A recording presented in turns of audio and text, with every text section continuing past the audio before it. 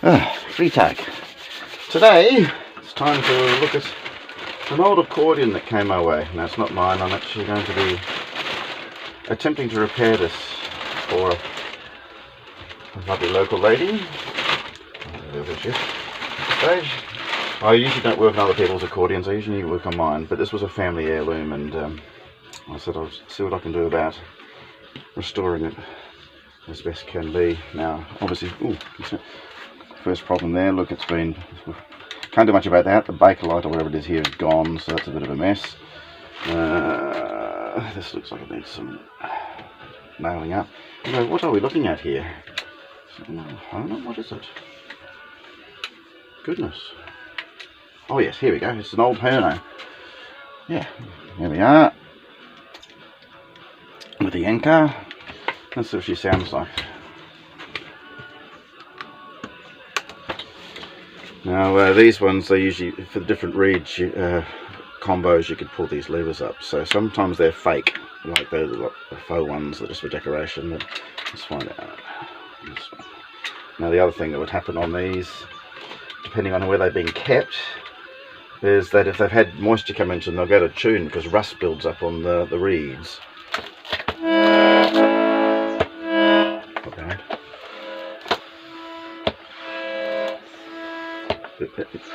Nah, not really coming out much out of this side because all down. So let's pull one of these up and then we should get a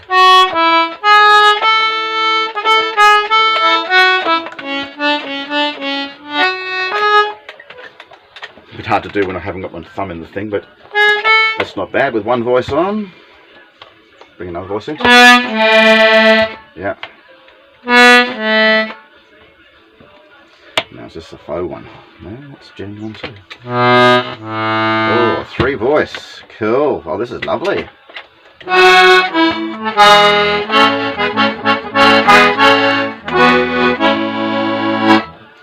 And just add 2 keys on here. And do the voices change that. No, it's all in, I think. Yep. Cool bananas. And the all-important thumb key, so you can open and close. Never pick up an accordion and open and close it without having at least one key pushed down, either the thumb key or a note key. Otherwise you could damage the reeds. A lot of the reeds actually held in by beeswax. I think I've talked about this before. That's with the thumb off, that's good. And then with it on, yes, there's slight leakage going on. Alright, so we'll attend to that too. Generally, not bad nick at all and reasonably in tune, so it's not going to require much.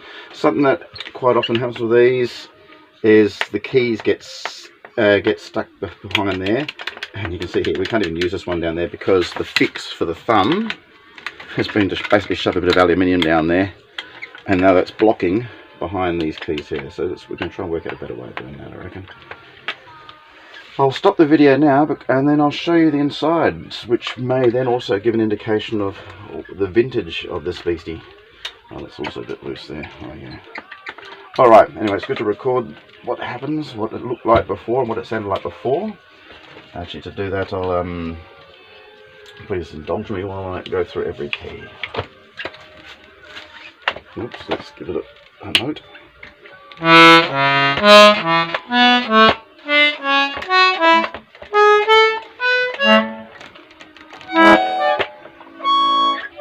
Get it all stuck up there too. That's all sounds really good. Right. Lovely old Hohner. Yeah, we can fix that up. Yeah. Let's restore them. Okay, bye for now. Okay, I might as well film some of the methods I use for removing the pins. Now, most accordions, well, good accordions, the bellows are pinned in, not screwed.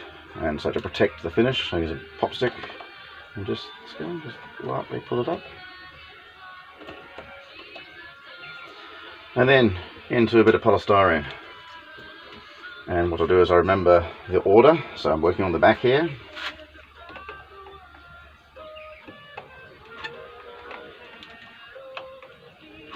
Right.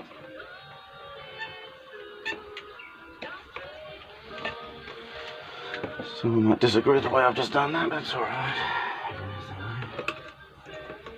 I haven't had my cup of tea yet, so things cold. You gonna come out? Yes. Nice. So that's those two.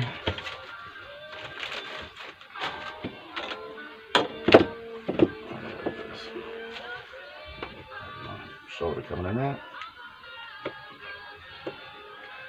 Just start it up a bit. I should be able to go on that.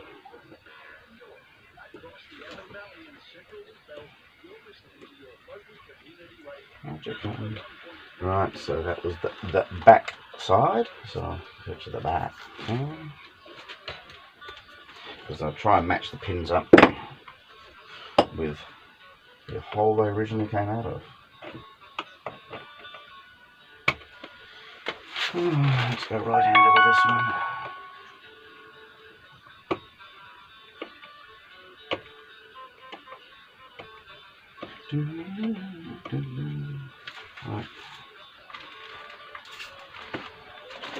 Right, for first look inside this one for who knows how long, eh? There we go. Oh, look at that. That's sweet. Right. Oh, that is in really good nick. Yep, no sign of real sign of rust, so that's good. I think I started to say in the other tube, the early one, is over time if you get moisture build up, you get rust on the reeds, and the rust actually then changes the pitch. So a fix for all these things to bring it back into tune is basically, or the dentist tool or whatever, is scratch the rust off. I had never spray with any chemical or any like WD-40. Don't ever do that. Not near an accordion. Nothing. Don't put any kind of spray near any of them. It's like it's just bad. And as you can see here, beeswax. See, it's all melted wax holding that, which is another reason why, just like with guitars, don't leave them in hot cars or anything, because the beeswax will give, and then the thing will fall off and leak all over the place. No real indication of dates or anything on this side, other than the fact that it was 25A, which was the piece or whatever it is. And I think I can see a little 13 there. There might be some other markings on the other end. This is a really, really good nick. So the person who inherited this, she's been keeping it well. It didn't come in the case, but that's alright, still looking alright. Look at the insides of that, that's just gorgeous. Reeds are on good. Oh, that one, the screws come out there, I can fix that. So there's been a little bit of movement. That's one of the pins has come out. And there's your reed slides, can you see that? To open up for the different voices. Lovely. Oh, it looks like it was the day it was made. That is absolutely gorgeous. Alright, I'll hold this one and pull the other side.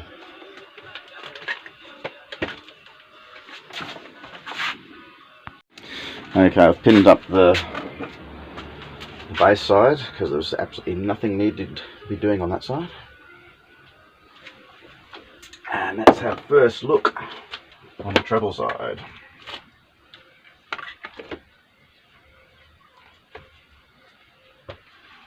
I was pointed out earlier that this needs work, it's been bodged. Look at that. You can see that. There's just a bit of metal slid back there for the thumb tap. So this is going to be an intriguing fix here because I want to mess with any of the original. This is lovely. Okay, no real marks on here.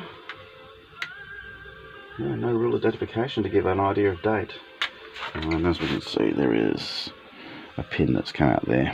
Oh yes, that's not really holding well at all.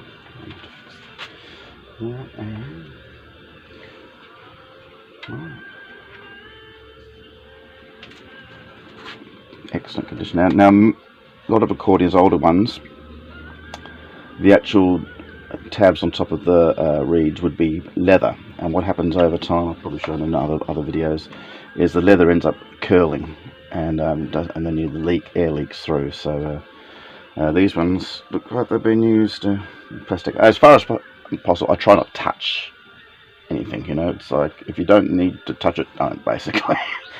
Just go with what needs to be done, because generally if you start touching things, unduly influencing them. But you can see here also they've actually weighted the other things on the end of those keys there. They've added metal to that to bring them into pitch. Lovely. Anyway, she's a nice, clean little unit, but no real indication of age at all. There's been no writing marks in there, just and never been serviced either, obviously, because normally when someone services them, they will put their own little tag in there somewhere, a bit of graffiti, as it were, to give an indication of who's been there and when. Well, she's lovely. Anyway, that will do for now. There's not much I can show you in a hurry now. Now it's about working on what to restore and how. Look, there's a screw that's missing from here, so that's fallen off. So, okay, thank you for your time. Enjoy. Brand new. It looks like the day it was made. That wood is excellent, and the bellows are in awesome condition. A thing of a beauty is a joy to behold. Anyhow, have a cup of tea, guys. Cheers, one and all. Thanks for watching. Alright. Okay, just a little bit more on this one before we get stuck into it. So, put the back on. This one doesn't read much at all. It's all been glued down. You can't touch it. I wouldn't want to anyway. The Bakelite is going to present a bit of work here. As you can see, she's cracked through here, so there'll be some gluing up. This is the bodgy that someone else had done at some stage.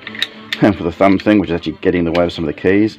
And I've also discovered why it was not bolted on the other side. Look, the bolt's broken off and sheared in there, so that's going to need tapping and dyeing. So there's a few challenges there to do that, but we'll see what we can do.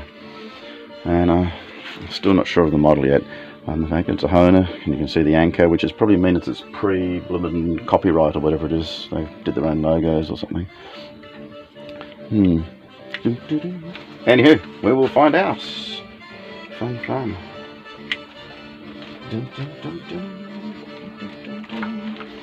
Always good habit whenever you take something apart. Have a box for it and have stuff so you can keep things, so you can keep it all together. So if you then walk onto another project, at least you can find the other one. Right, on with the show. I'm speaking on with the show.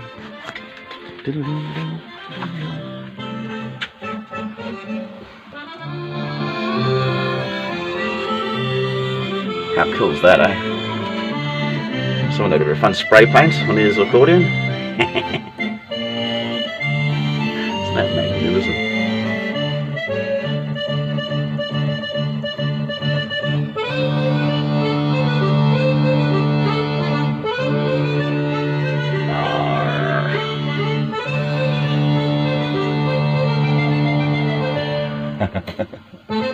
Oh, smashing, man.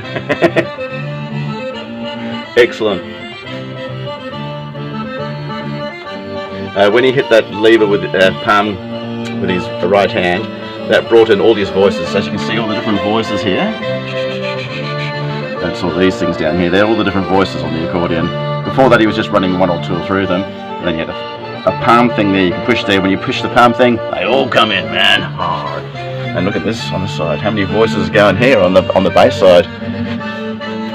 Lovely work, man. Great spray job on the accordion too. That's what it's all about.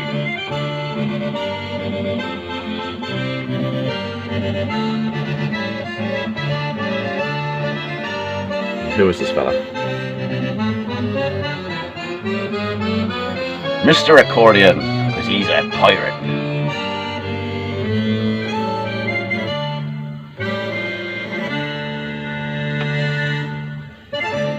Oi! Magnificent. Oh, another quick and dirty video, because I'm barefoot in the play shop again. This fella's going. You've got a 16 kit? Huh, yeah. Oh, well, you know how it is. The workshop of, play shop of Red Sax guy, you know, we got stuff all over the place. Anyway, I wonder if, can anyone guess what that's for? We have a vice. Yes, we have a vice or two. Here's the other one. A tube. A pipe. Yes, that's right. What are you talking about? A pipe in the vice. Can you guess what it's for? Alright, I'll give you a hint. It's so we can slide down it. the classic Hammond organ sound.